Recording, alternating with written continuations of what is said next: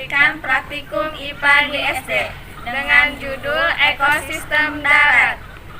Kami bertiga sekarang sudah berada di daerah Cicadas Gunung Putri.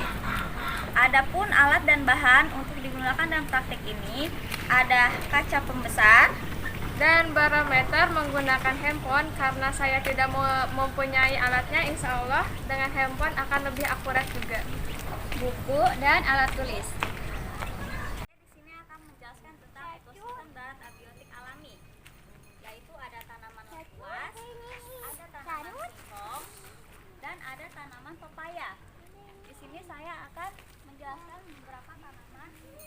Seperti tanaman lengkuas ini, dia tumbuh menggunakan tunas seperti ini ya teman-teman.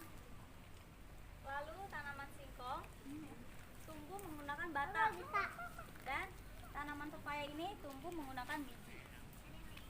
Dari tanaman yang sudah saya sebutkan tadi memakai unsur tanah.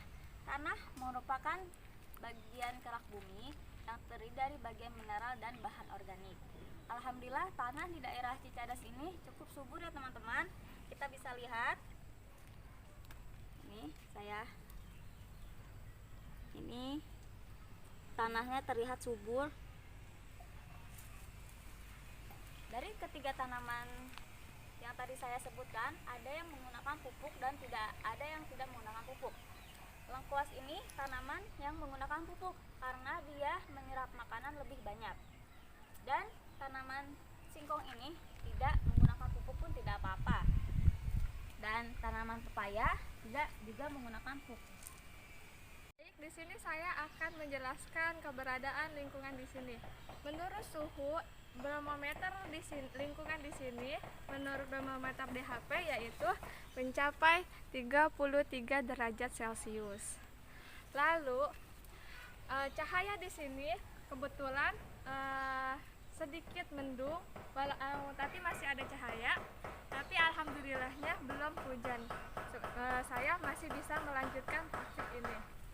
Dan salah satu untuk penyuburan tanaman yaitu diantaranya menggunakan angin. Bisa dilihat di sini anginnya cukup bagus, sembeliwir nggak terlalu terkencang sekali dan nggak terlalu cepat sekali, yaitu bisa menyebabkan tanaman ini menjadi subur.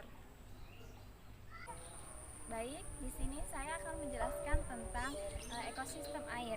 Air merupakan salah satu penyubur tanaman yang seperti yang telah disebutkan oleh teman-teman saya sebelumnya. Penyubur tanaman yaitu menggunakan pupuk dan tidak menggunakan pupuk, cahaya dan angin. Baik, di sini terdapat irigasi air abiotik. Di sini terdapat air yang mungkin tidak terlalu jernih, namun bisa untuk menyuburkan tanaman.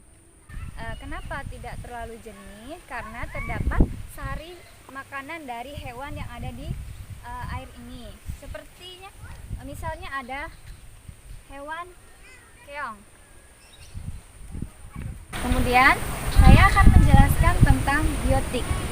Biotik adalah merupakan air cadangan karena di Indonesia terdapat dua musim. Yang pertama yaitu musim panas dan musim hujan. Ketika musim panas, air yang ada di air irigasi tadi, abiotik, mungkin bisa mengering atau sedikit airnya.